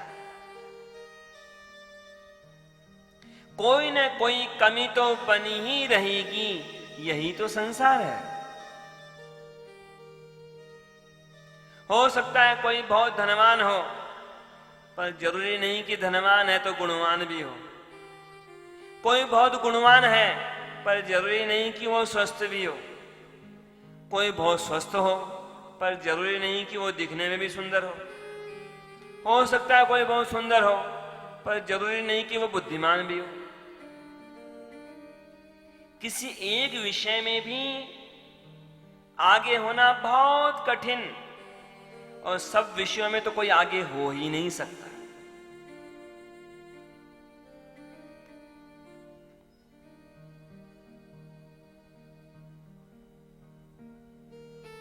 इस बारे में संतों ने वर्णन किया कि संसार की स्थिति कैसी है। कोई तन दुखी, कोई मन दुखी, कोई धन बिन रहे उदास, थोड़े थोड़े सब दुखी। तो भाई कोई तो सुखी होगा। तो सीधी सी बात कही गई कि भाई सुखी तो केवल एक ही श्रेणी के लोग हैं। कौन? कि जो कामनाओं के नहीं, जो भगवान के दास, थोड़े थोड़े सब दुखी, सुखी राम के दास।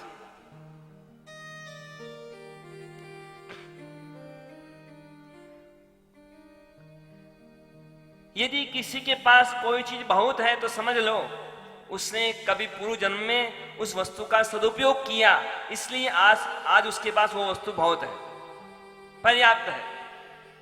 और किसी के पास कोई चीज कम है या नहीं है तो समझ लो उसके पास पहले तो थी वो वस्तु, लेकिन पहले उसने उसका दुरुपयोग किया, इसलिए आज उसके पास वो चीज नहीं है। भगवान तो उदार हैं, भगवान देने में कंजूस नहीं करते, बस लायकी होनी चाहिए लेने वाले की।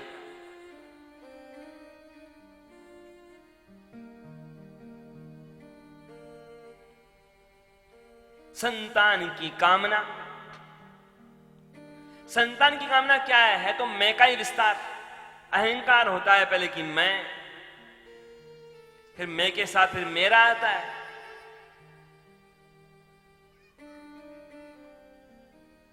एक दिन वो आत्मदेव जंगल में एक तालाब के किनारे बैठे, दुखी, चिंता में पड़े थे, क्या होगा, मेरा परिवार आगे बढ़ नहीं रहा।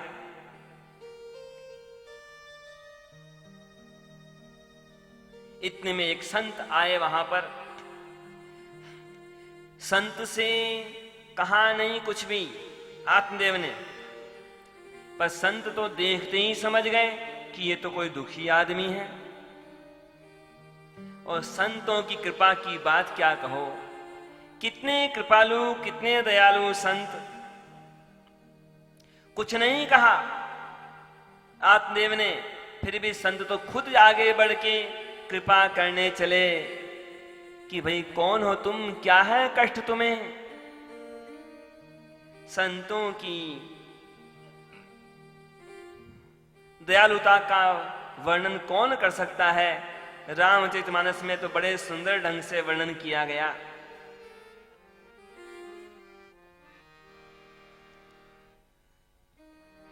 संत हृदय नवनीत समाना, संत हृदय नवनीत समाना, संत हृदय नवनीत समाना, संत हृदय नवनीत समाना, कहीं कविन पर कहीं न जाना, कहीं कविर पर कहीं न जाना, निज परिताप द्रवहि नवनीता, निज परिताप द्रवहि नवनीता, निज परिताप द्रवहि नवनीता, निज परिताप द्रवहि नवनीता, पर दुख द्रवहि संत सुपुनीता, पर दुख द्रवहि संत सुपुनीता।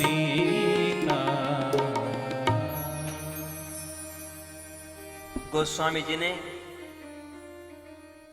बड़ा स्पष्ट कहा इस बारे में कि संतों की दयालुता की तुलना नहीं। जो कवि लोग तुलना करते हैं कि संतों का हृदय कोमल होता है मक्खन की तरह, तो वो तुलना सही नहीं। कि क्यों सही नहीं? कि मक्खन पिघलता है, आराम से पिघल जाता है, ठीक है, पर कब पिघलता है मक्खन? जिस बर्तन में मक्खन रखा हो वो बर्तन तपाया जाए तब मक्खन पिघलता है। लेकिन संत लोग तो सारे पाप ताप से परे हैं, फिर भी दूसरों के कष्ट को देख करके ही कृपा कर डालते हैं। इसलिए संतों का हृदय मक्खन से भी अधिक कोमल है। संत ने कहा आत्मदेव से, अरे क्या कष्ट है तुम्हें ब्राह्मण, क्या बात है? आत्मदेव पैरों में गिर पड़े, बस अब तो आप ही कृपा कर सकते हैं। संत ने कहा क्या कमी, क्या कष्ट तुम्हें? आत्मदेव ने कहा कि और कोई कमी नहीं, धन है, संपत्ति है, घर है, प्रतिष्ठा है, बस एक कमी है, मेरे कोई पुत्र नहीं है। संत ने समझाया, अरे तुम्हारे ललाट की रेखाएं देख ली मैंने, इस जन्म की कौन कहे 7 जन्मों तक तुम्हें पुत्र मिलने वाला नहीं। शृणु विप्रमयातेद्य प्रारब्धम तो विलोकितम 7 जन्मावधि तव पुत्रो नैव च नैव च।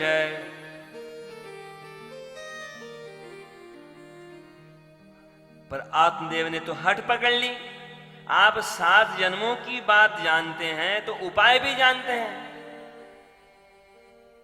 संत ने समझाया, क्यों लालसा करते हो तुम पुत्र की?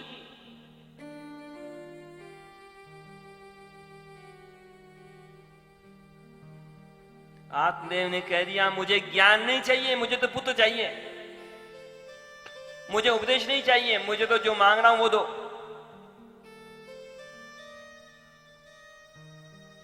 संत ने समझाया बार बार, अरे पुत्र हो भी जाएगा तो क्या होगा? जिनके पुत्र हैं कई कई, उनका क्या हो जाता है कल्याण। और वैसे देखा जाए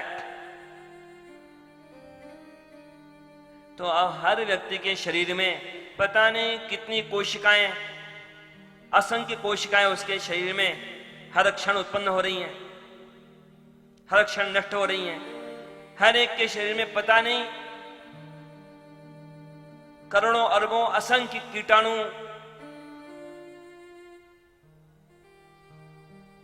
विषाणु जन्म रहे हैं, मर रहे हैं। वो भी तो संतान ही है शरीर की।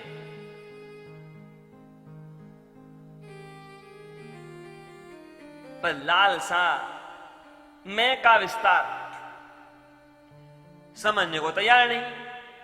अब जो संत की बात न माने, अपनी कामना पर अड़ा रहे, तो भले ही उसकी मन की कामना भले ही पूरी हो जाए, पर उसका कल्याण नहीं होता। वस्तु मिलना अलग चीज है और कल्याण होना अलग बात है। वस्तु मिलना अलग बात, सुख मिलना अलग बात।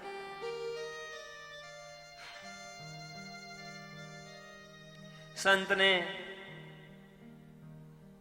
आत्मदेव के दुराग्रह को देखा। आत्मदेव ने कहा कि या तो बस मुझे संतान दो, नहीं तो मैं भी आत्महत्या करता हूं इस तालाब में कूद के। संत ने कहा ठीक है भाई, तुम्हें पुत्र देता हूं तुम्हारे चाहे अनुसार, पर कुछ शर्त बताता हूं तुम्हें, नियम बताता हूं। ये लो फल, एक दिव्य फल दिया, कह दिया ये फल जाके अपनी पत्नी को खिला देना। तुम दोनों 1 वर्ष तक नियमों का पालन करना, झूठ मत बोलना, 1 वर्ष तक बिल्कुल भी किसी प्राणी को कष्ट मत देना, दान देना, शुभ कार्य करना, तो तुम्हें अवश्य ही सुंदर सुशील गुणवान पुत्र मिल जाएगा। खुश हो गए आत्मदेव, संत को प्रणाम किया। संत तो निश्चिंत होकर चल पड़े आगे। ये नहीं कि आज आशीर्वाद दिया है तो कल आशीर्वाद का परिणाम क्या होता है ये देखने के लिए नहीं रुके। नेकी कर दरिया में डाल। अब आत्मदेव पहुंचे अपने घर पर, पत्नी धुंधुली को फल दिया, कह दिया कि फल खा लेना। अब यहां तो कई विस्तार है बातों का,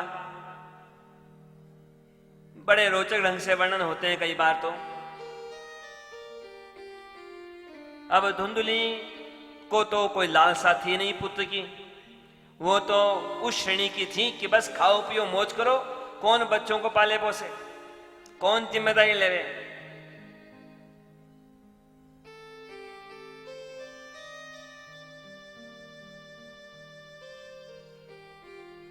धुंधुली ने तो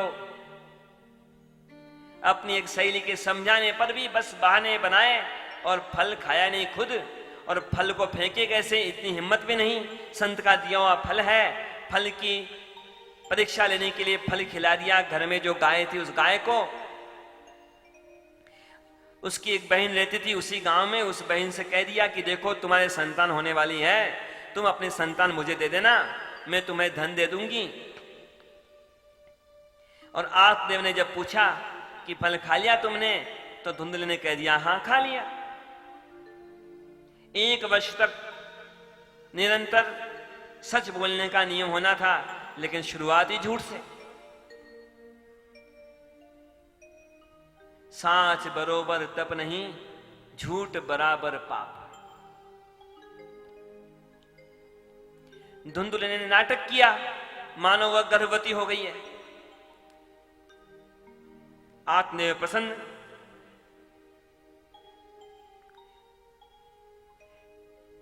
धुंधुली की बहन ने अपना लड़का लाके दे दिया धुंधुली को। धुंधुली ने दिखाया कि मानो उसके संतान हुई है। आत्मदेव बड़े प्रसन्न, घर परिवार के पड़ोस के लोग सब इकट्ठा हुए। उसी समय एक आश्चर्य और हुआ, घर में जो गाय थी उसके संतान हुई।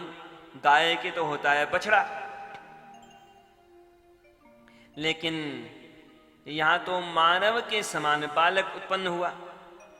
केवल कान कान गाय के समान थे, बाकी पूरा शरीर मानव के समान।